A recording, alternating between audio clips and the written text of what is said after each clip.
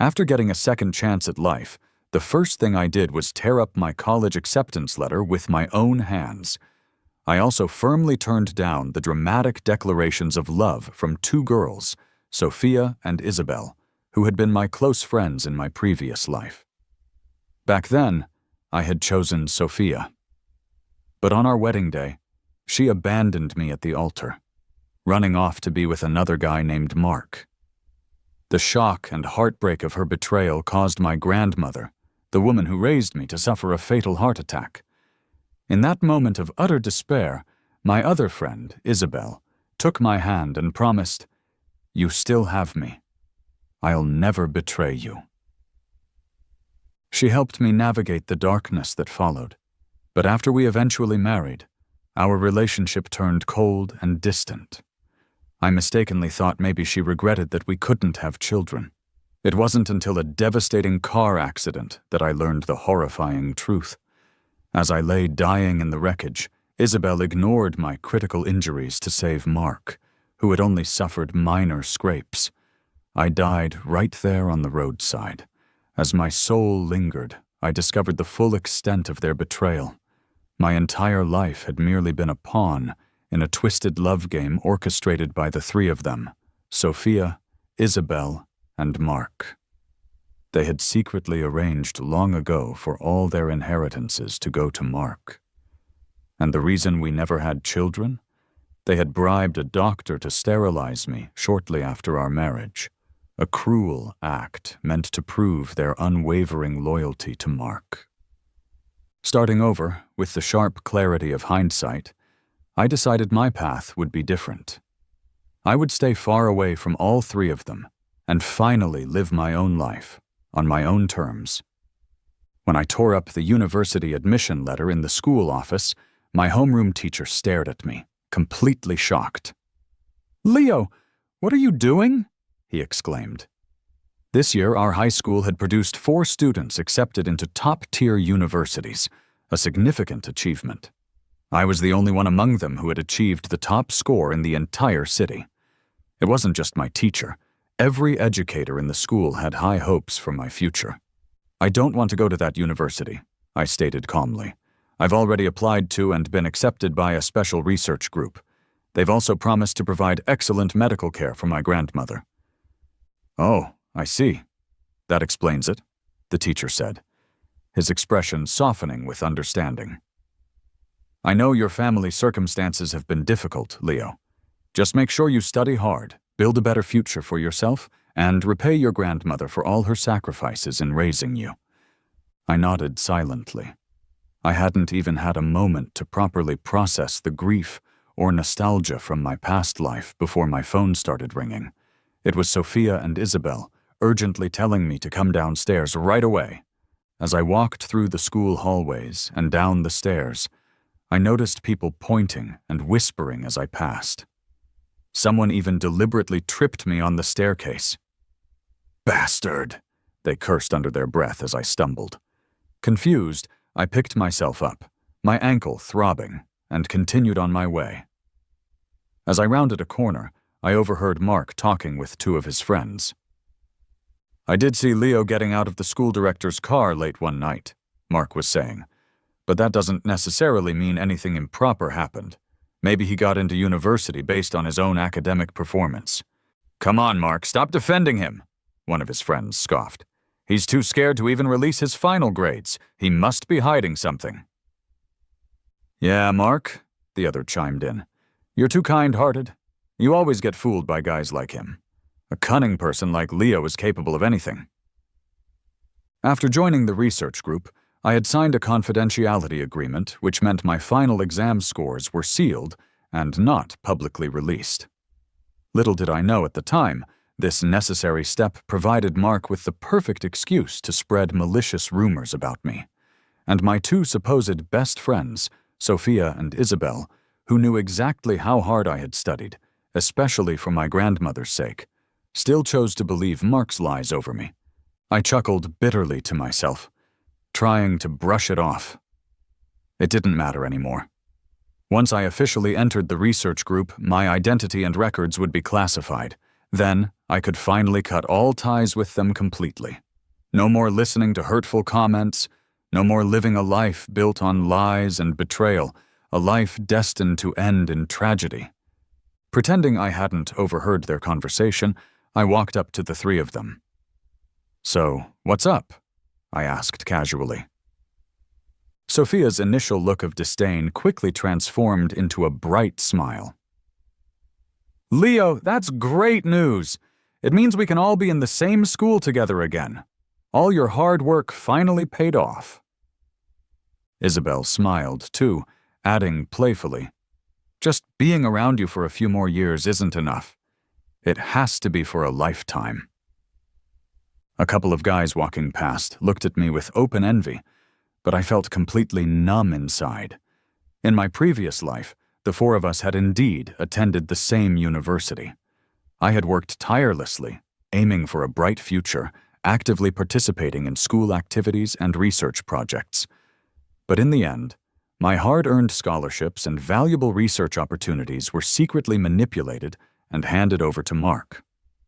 Vicious rumors spread like wildfire, claiming I had inappropriate relationships with school administrators to gain advantages. I endured 4 years of relentless bullying and isolation.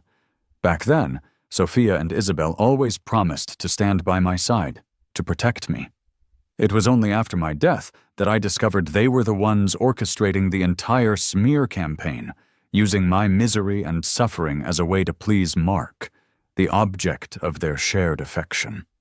Seeing my silence now, Mark spoke up, his tone dripping with sarcasm. "Lucky you, Leo, like a little prince, always having 2 loyal friends by your side. Unlike me. If it weren't for Leo's help over the years, I probably couldn't even afford to go to school." Hearing this, both Sophia and Isabel immediately turned their concern towards Mark. "Don't say that, Mark," Sophia sympathized. "You're handsome and talented. Great things are definitely headed your way. Once you graduate, I'll ask my dad to get you a manager position at his company." "No, Mark, come to my family's company," Isabel countered immediately. "I'll give you a higher position and a better salary, whatever you want." Listening to them bicker over Mark, showering him with promises and affection that were never directed towards me, left a bitter taste in my mouth. We had known each other our entire lives. Yet such devotion was never mine to receive. Their fake displays of affection couldn't compare to genuine care. As I was about to turn and leave, Sophia seemed to notice something was off about my demeanor. "Leo, don't get the wrong idea," she said quickly, a hint of guilt in her voice. "We only care about Mark because he's your friend." Isabel reached out and ruffled my hair, a gesture she used to do when we were kids. "Don't overthink things, Leo. We finally finished our exams. Let's go for a drive. We even got gifts for you." I nodded, not refusing their invitation. I knew I would be leaving the city soon, and I wanted one last look at the familiar streets and places where we had grown up together. In the parking garage, Sophia and Isabel eagerly directed Mark to sit in the front passenger seat of Sophia's car, a spot usually reserved for me. Mark looked at me, feigning a dilemma. "Isn't Leo usually the only one allowed in your passenger seat, Sophia? If I sit there, won't your brother get mad?" Sophia quickly pushed Mark into the seat. "He doesn't deserve it, and he won't get mad. He has the best temper." Isabel shot Sophia an annoyed look, then slammed the back car door shut with a displeased expression. It wasn't until the car was about to start that they realized I hadn't gotten in. They rolled down the window, exchanging awkward glances, wanting to explain but unable to find the right words. "It's fine," I said evenly. "I'll just drive my own car." Hearing me say that, both of them seemed to sigh in relief, yet they also looked puzzled by my unusually detached behavior. I rolled up my window, not wanting to listen to any more of their false excuses. But as I drove through the familiar city streets, the passing scenery brought back a flood of unforgettable memories. The three of us, Sophia, Isabel, and I, had grown up together. Both of their prominent families had hoped I would eventually marry into their lineage, becoming a son-in-law. Unfortunately, my parents passed away in a tragic accident when I was young, leaving only my grandmother and me as the remaining members of the once vast G family. Just the two of us, supporting a shaky household surrounded by relatives who likely saw us as vulnerable. Because of this, I had worked incredibly hard from a young age, striving to take on the responsibilities of my family name. Meanwhile, Mark came from a poor background and was often treated as an outcast at school. When I found out he was also an orphan, I felt a sense of sympathy for him and befriended him. I even helped support his education financially, encouraging him to persevere alongside me. But he misinterpreted my kindness as pity. He grew envious of the privileges and connections I possessed and began subtly manipulating my two closest friends. Together, the three of them systematically ruined my life. By the time I arrived at our destination, a scenic lookout point, Sophia and Isabel were clearly feeling uneasy about the earlier incident in the garage. They rushed over as I got out of my car, busily opening my door and grabbing my bag. "Leo, check this place out," Sophia exclaimed, trying to sound cheerful. "It's that park we used to hang out at all the time as kids. We bought the land, now it's our own secret base." Isabel nodded eagerly. "I've already arranged to have your favorite yellow roses planted all over here. By next year, this whole place will be a sea of beautiful roses. The four of us can come here anytime, cruise around, watch the stars." Their faces were bright, filled with elaborate dreams for our shared future, but I just stared silently at the plot of land. This was indeed our childhood secret spot, holding many happy memories. But I had never liked yellow roses. In fact, I was allergic to all types of pollen. Lost in thought, I watched as fireworks suddenly lit up the night sky above us, spelling out my name, Leo, in brilliant, sparkling colors. In this deliberately dreamy and romantic setting, Sophia took out a beautiful antique locket from her pocket, offering it to me. "Leo, this is a family heirloom," she said softly. "My parents intended for it to be given to their future son-in-law. I've wanted to give it to you for such a long time, and I finally have the chance today. Leo, please be with me, okay?" Before I could respond, Isabel stepped forward urgently. "Don't you remember when we were kids, Leo, and you fell out of that tall tree? It was me who saved you, risking my own safety to climb up and help you down. I would give you my life, Leo. What's a little locket compared to that?" In my past life, I had been completely fooled by their seemingly deep affection and shared history. I foolishly believed that being childhood friends guaranteed a happy ending, that marrying one of them would provide my grandmother with the family support she needed. It was only on the day I died that I learned the devastating truth. Even profound emotions and lifelong bonds could be faked, manipulated for ulterior motives. Just as I was about to refuse both of them, Mark spoke up, interrupting the moment. "Leo, why did you tell people I was the one spreading those rumors about you?" he demanded, his voice laced with accusation. "Now everyone online is hating on me." He shoved his phone aggressively in my face. The screen showed the school's online forum, filled with hundreds of comments calling me shameless, accusing me of sleeping my way into college. The few comments defending me had been cleverly twisted by Mark's replies to look like further accusations against himself. Isabel snatched the phone away, her face flushed with anger. "Leo, how could you do this?" she demanded furiously. "Even if you've messed up yourself, why drag Richard down with you?" Sophia, usually calmer, still gave me a sharp, questioning look. I forced myself to hold back my emotions.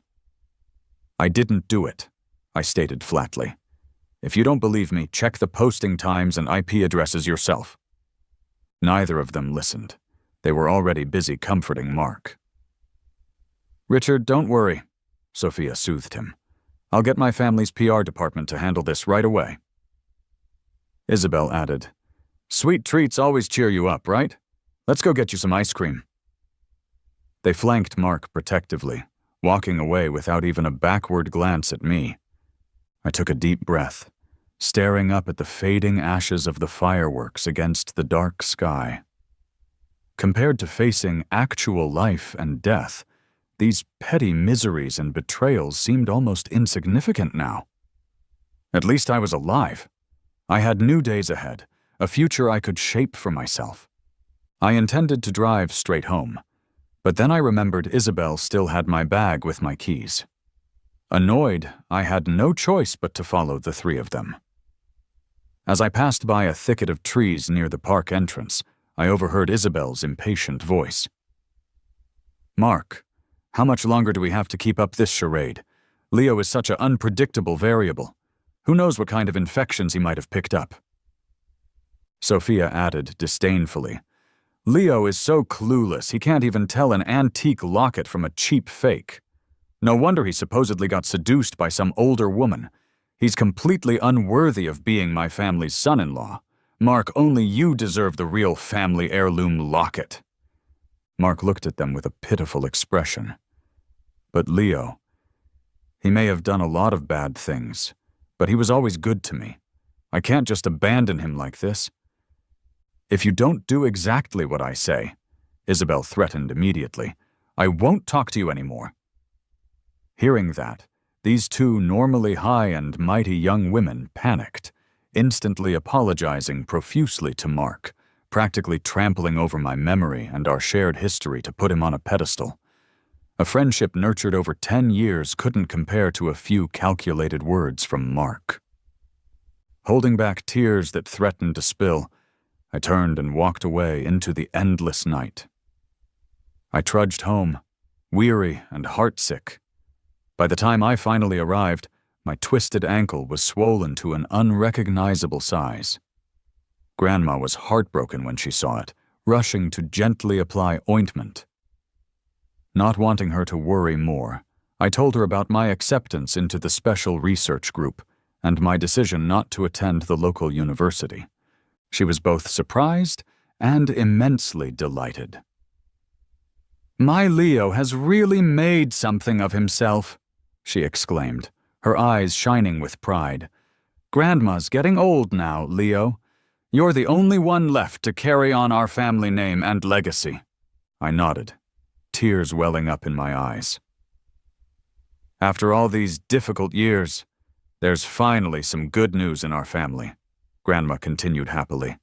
"Grandma is definitely going to throw a big party to celebrate." Her smiling face, full of hope and pride, was exactly how I remembered her from my last life, just before she sent me off to get married.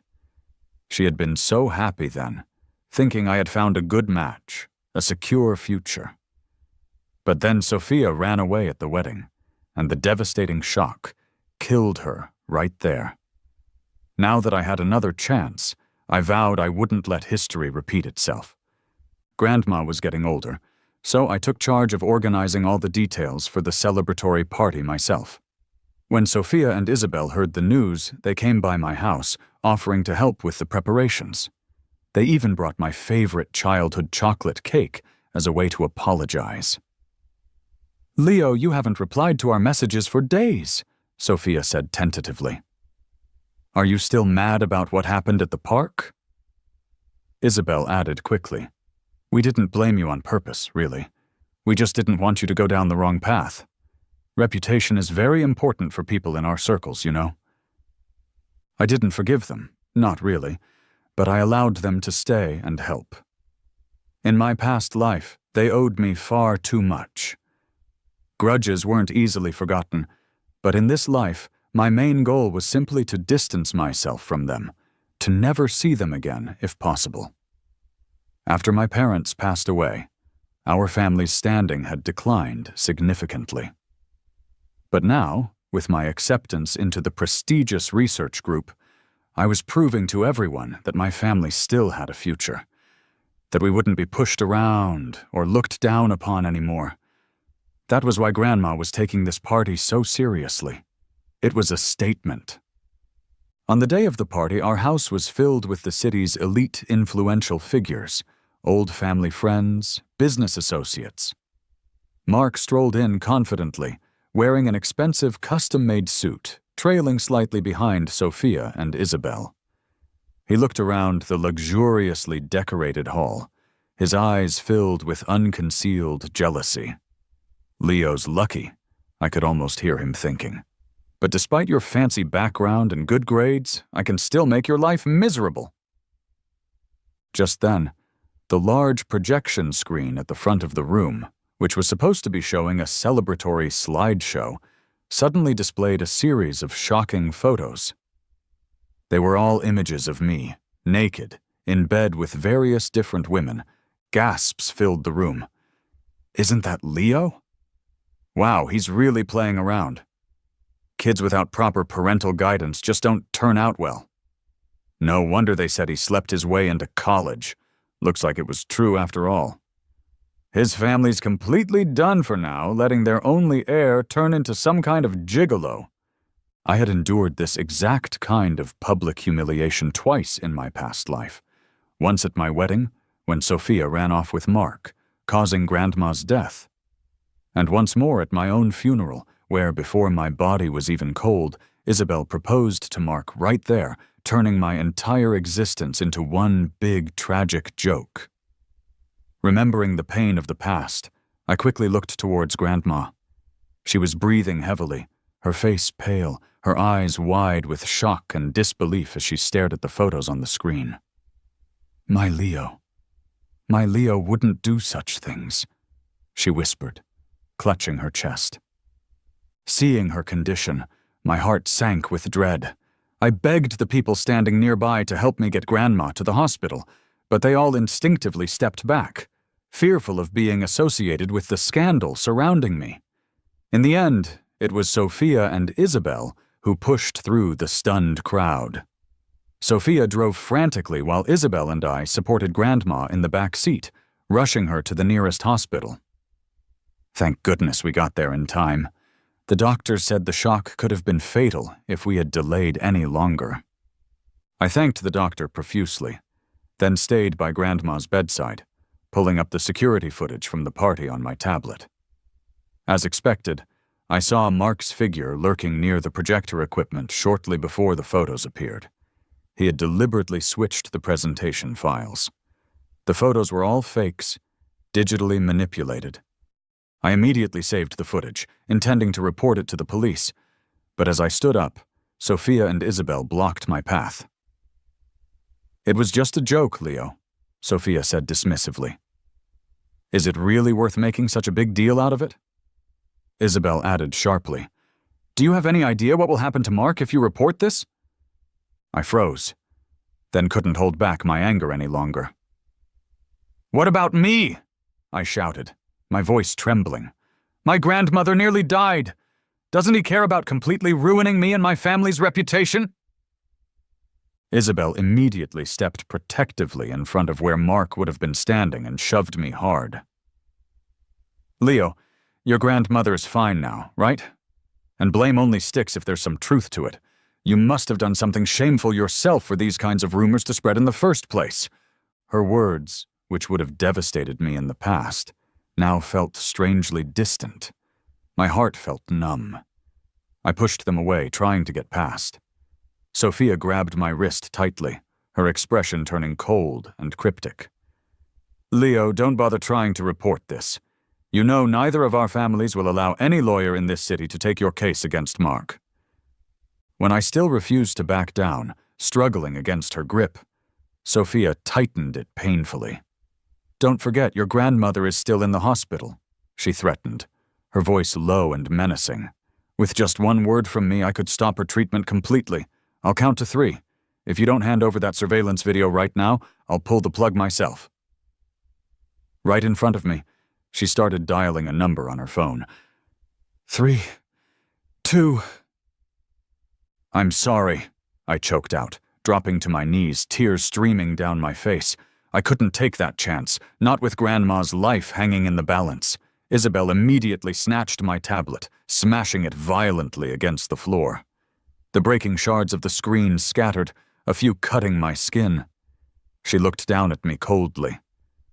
"As long as we're here, Leo, you will never hurt Mark." I sat there on the cold hospital floor, broken and defeated, until they finally left. Only then did the physical and emotional pain truly set in. Years of suppressed resentment finally overflowed, and I cried uncontrollably. Promises made when we were young meant nothing. Lifelong friendships were a lie. Only the hurt, the betrayal, felt real. I don't know how long I sat there, but eventually I managed to pull myself together and return to Grandma's hospital room, feeling like a soulless shell. I was terrified that Sophia or Isabel might actually try to harm Grandma, so I stayed by her side constantly, never leaving her alone for days. During that time, the only messages I received were from Mark, filled with fake concern. My supposed friends, Sophia and Isabel, had apparently taken him traveling, bungee jumping, visiting exotic locations, doing all the things the three of us had once promised we would do together. I blocked Mark's number. One afternoon, as I was reading by Grandma's bedside, I looked up to see two well-dressed women standing respectfully in the doorway. They saluted crisply. "Mr. Leo, we are medics sent by the organization," one of them said professionally. "Please don't worry. We will ensure your grandmother receives the best possible care and remains safe and healthy while you are away." That's when I realized it was finally time for me to leave. I went back to my family home one last time, systematically getting rid of everything that reminded me of Sophia and Isabel, photos, gifts, letters. Then, without looking back, I left the city and boarded a plane.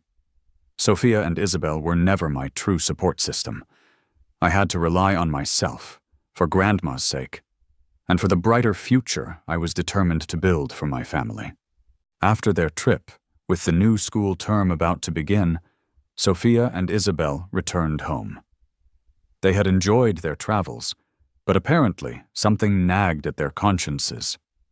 They felt that what they had done to me, siding so completely with Mark, had gone too far.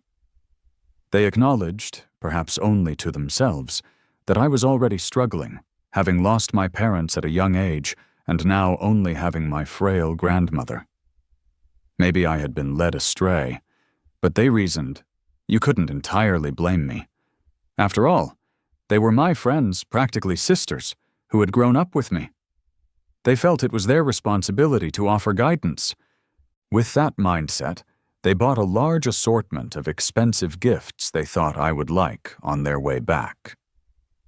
Once home, they gathered various health supplements and delicacies and went to visit my grandmother at the hospital where the research group had placed her under special care. However, they were firmly turned away at the door. "The old lady is under special protection," the guards informed them curtly. "We cannot allow random people to disturb her rest." Being called random people deeply stung both Sophia and Isabel. They had grown up with me. They considered themselves family, even if not by blood. How could they accept being dismissed so easily? Isabel, always quick-tempered, looked ready to argue, but Sophia, ever the strategist, frowned slightly and stopped her. As heirs to powerful families, she quickly recognized that the guards in front of them were no ordinary security personnel. "Where's Leo?" Sophia demanded instead. "Let him come here and tell us himself if we're really just outsiders to him." The guard replied coldly, "No comment." They were firmly shown the door. Feeling defeated and frustrated, Isabel cursed under her breath as they walked away, complaining that my attitude was getting worse and worse, wondering where I had picked up such bad behavior. "We spoiled him too much," she grumbled. "Now look at him." "Let's go check his old house," Sophia suggested, a growing sense of unease settling over her. It felt like a piece of her heart was suddenly missing, and the feeling was deeply unsettling. They drove to my family's old house. The place was dark and silent, not a soul around. Even Isabel, who had been full of righteous anger earlier, couldn't stay still.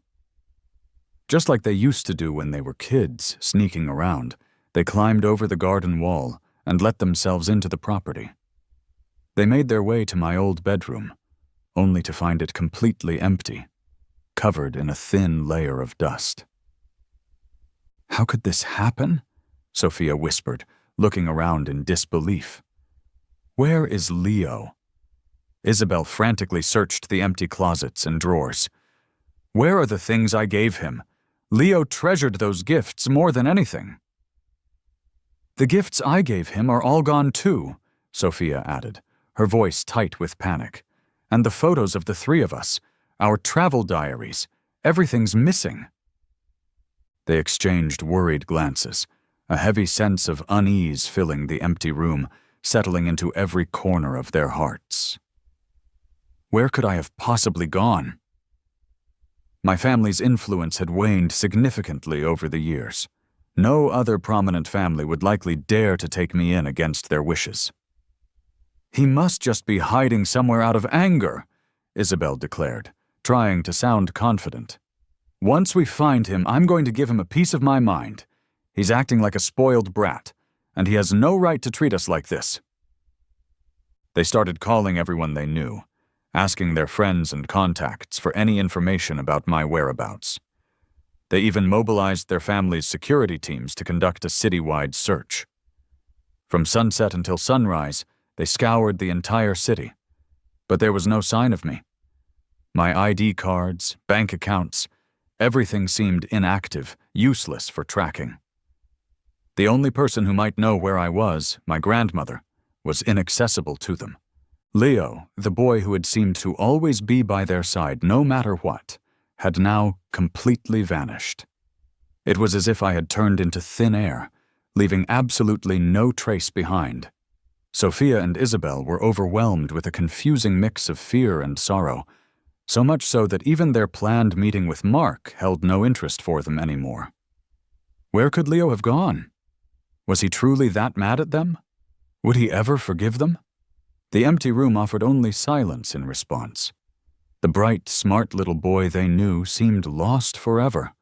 After the long plane ride, followed by an equally long car trip through remote areas, I finally reached my destination, the research center. My assigned teacher, the one who had interviewed me initially, was incredibly welcoming upon my arrival. "Finally, you're here, Leo," he greeted me warmly. "When we heard you were considering other universities, we were genuinely heartbroken. We couldn't bear the thought of letting such a talented young mind slip through our fingers." "Thank you, teacher," I said, bowing respectfully. "I'll study hard and promise not to let you down."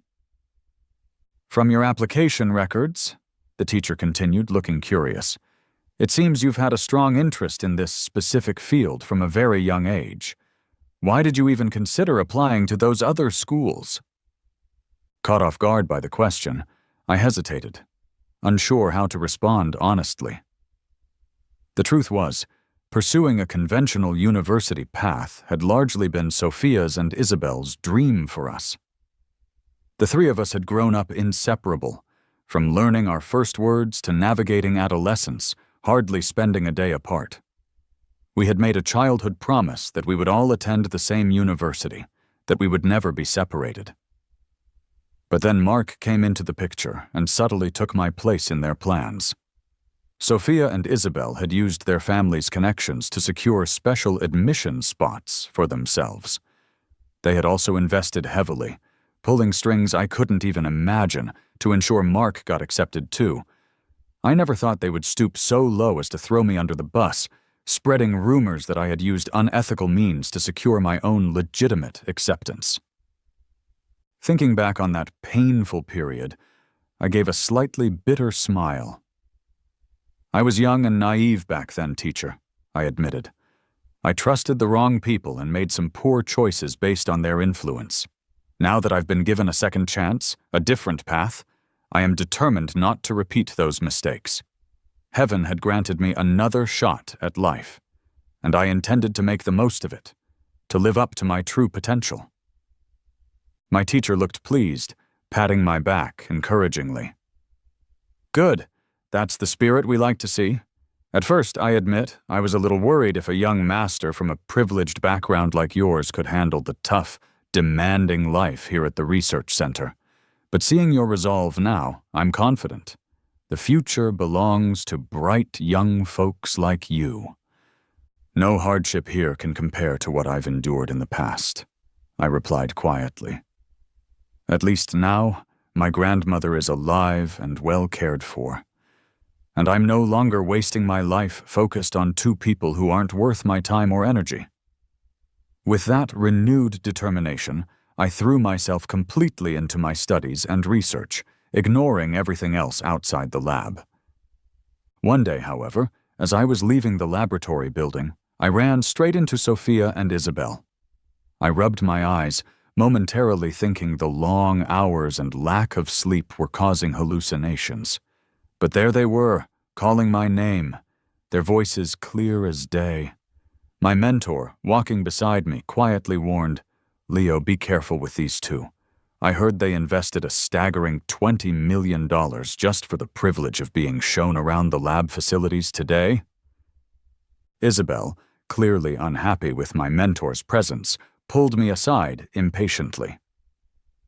"Can't you keep yourself out of trouble, Leo?" she demanded accusatorily. "Flirting around wherever you go? If you're that desperate to get hitched, you might as well just come to me." My mentor looked ready to defend me, but knowing Isabel's volatile temper all too well, I subtly signaled for her to leave, not wanting her to get caught in the crossfire. Sophia, maintaining a bit more composure, looked at me with a complicated mix of emotions in her eyes. "Leo, why did you leave without saying a single word? Why did you suddenly change all your plans? Why did you throw away all the things we gave you? Why did you just leave us behind?" Her barrage of questions made my head ache. I rubbed my temples, trying to stay calm, but my tone was harsh when I finally spoke. "Sophia, what right do you have to question me? What exactly are you to me?" "I am—" Her hand, which had reached out towards me, hung suspended in mid-air, unsure of how to finish the sentence. In this life, I had never accepted her confession, never reciprocated her intense feelings. In my heart, she was now nothing to me. As for the little bit of friendship that might have remained, it had been completely worn away by their repeated betrayals and hurts. The usually defiant Isabel seemed to put aside her pride for a moment. She lowered her head slightly, her voice softer than usual. "Leo, we know what we did last time was wrong, but there was no need to be so heartless, to just disappear like that. Do you have any idea how desperately we've been looking for you?" They proceeded to tell me that after I left, they were almost driven mad with worry and guilt. In the end, feeling utterly desperate, they had no choice but to go kneel in front of my grandmother, begging her for any information about my whereabouts. Grandma, who had always been kind and had watched them grow up alongside me, treating them almost like her own granddaughters, apparently couldn't bear to see them in such distress. She finally told them about my decision, about the path I had chosen, a path that didn't include either of them. This time I had chosen a whole new life for myself. So they had tracked me here, using all their family's vast resources, trying every possible connection, spending millions of dollars all just for the chance to see me again, to talk to me. But listening to their story, I felt absolutely nothing inside. No pity, no lingering affection, just emptiness. I took out my phone and played the recording I had secretly made that day in the park, the one where they confessed their true feelings and plans to Mark. Then, with a completely blank face, I looked at the two of them. "Stop pretending," I said coldly. "The game is over. If you genuinely like Mark, then go after him.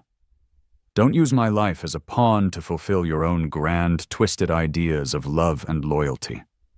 I have my own life to live now, and I sincerely hope you won't bother me again." Hearing the recording and my blunt words, the once dominant duo went deathly pale.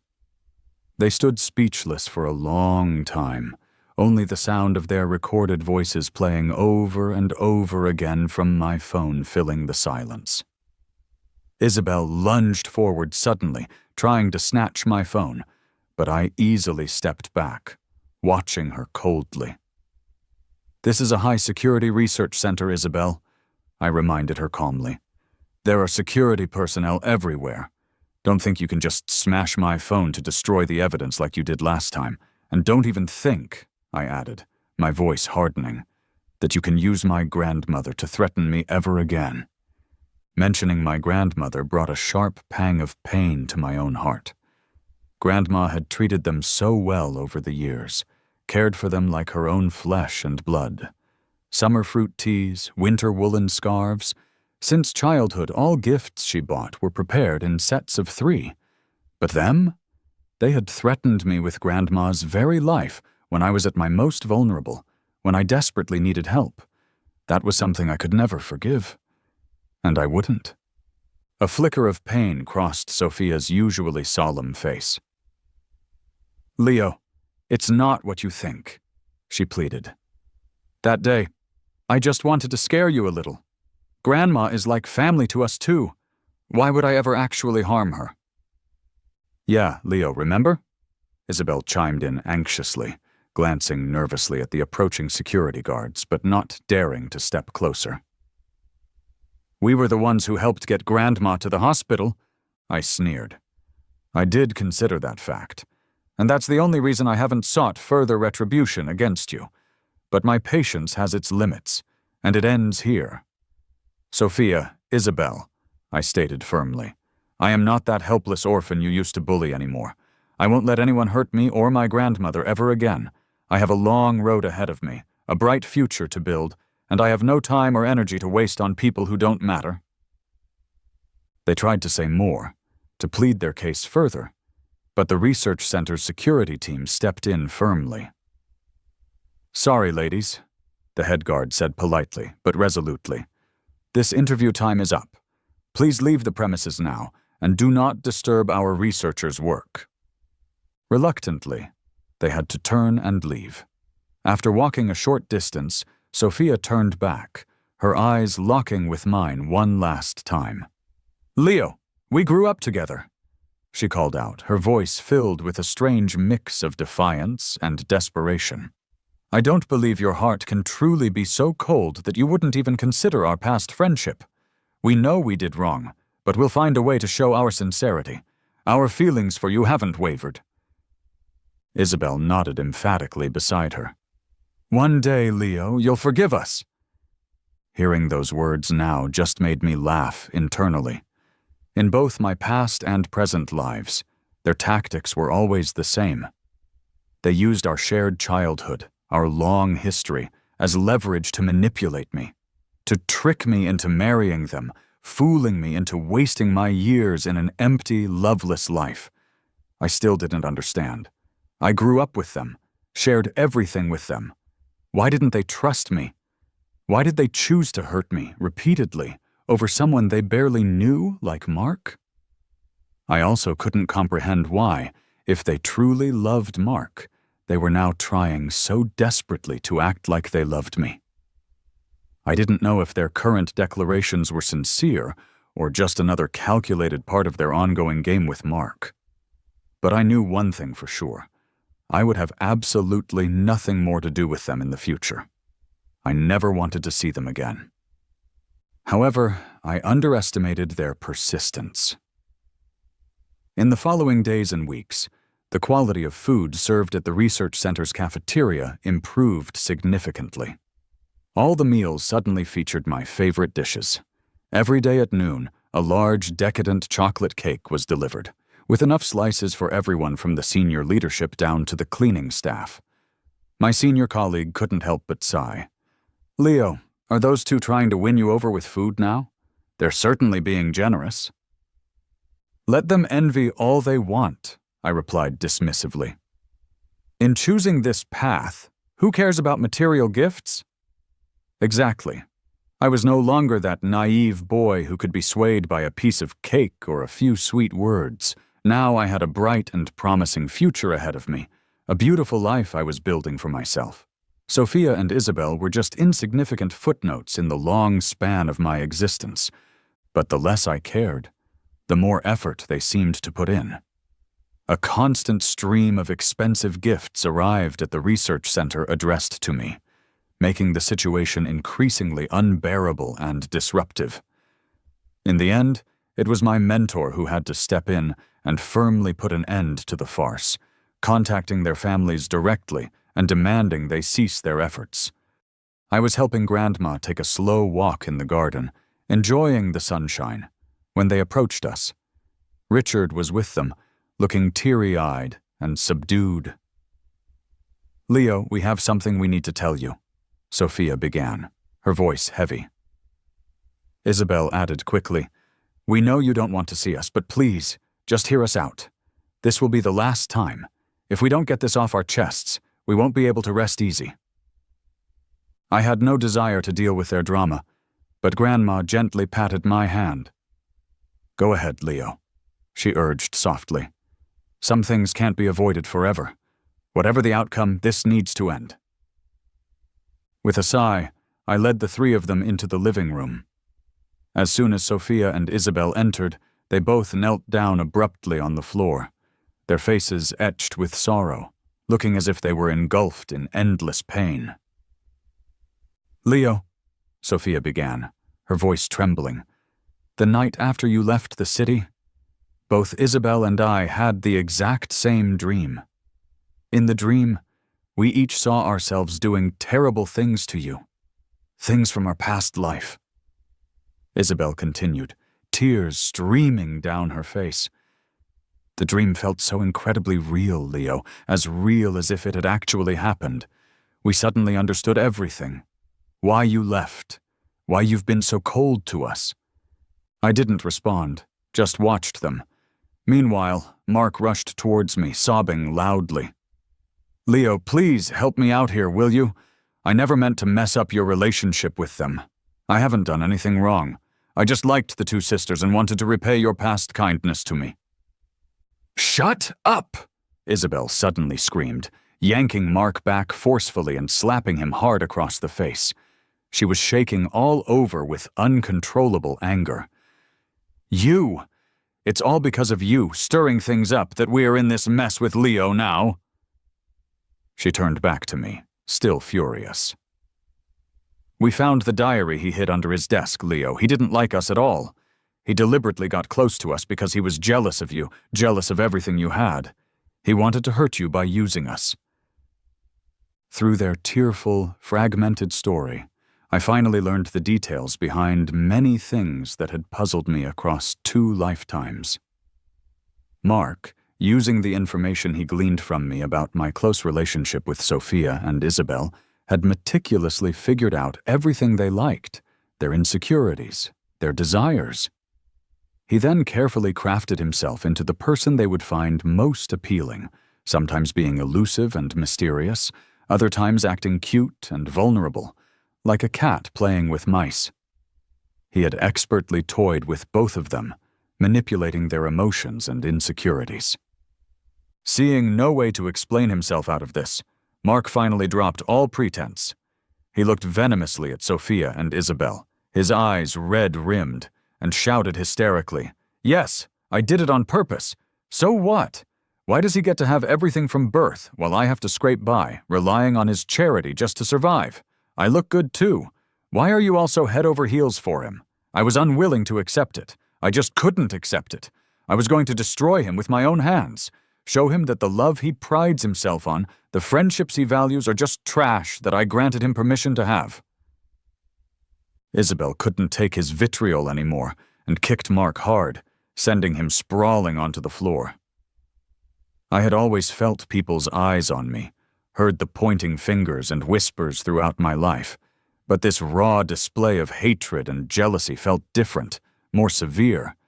I quickly intervened. Enough! If you want to continue this drama, take it outside. Don't put on this pathetic performance in front of me. Leo, I'm so sorry, Sophia sobbed, turning back to me. I was just too dumb, too easily deceived by him. I completely forgot about our past, forgot how good you always were to us. The two of them looked at me in utter despair, bursting into fresh tears together. Clara kept mumbling. My feelings for you never changed, Leo. But you're so smart, so outstanding. I wasn't sure I could ever truly win you over on my own merits, so I foolishly believed his lies, his manipulations. They thought by doing all this, by creating this web of deceit and betrayal, they could somehow pull me into their messy emotional entanglement forever. They believed they could keep me tied to them, bound by shared history and manufactured drama. Unfortunately for them, things didn't always go according to plan. I had struggled through the muck they created, grown stronger, sprouted wings, and flown far away. They couldn't hold me down anymore, nor could they ever hope to catch up to me. Mark ended up back in the hospital from Isabel's assault, reportedly disfigured, and eventually dropped out of sight. Sophia and Isabel faced significant repercussions within their own families and businesses. Using the connections and influence I now wielded through my research position and my teachers, I applied pressure to ensure they were kept far away from me, unable to interfere in my life again.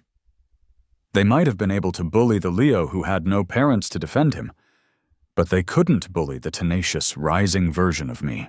The day I returned to the research center after my vacation, the sun was shining brightly. I had no idea what the future held for those three individuals who had caused me so much pain.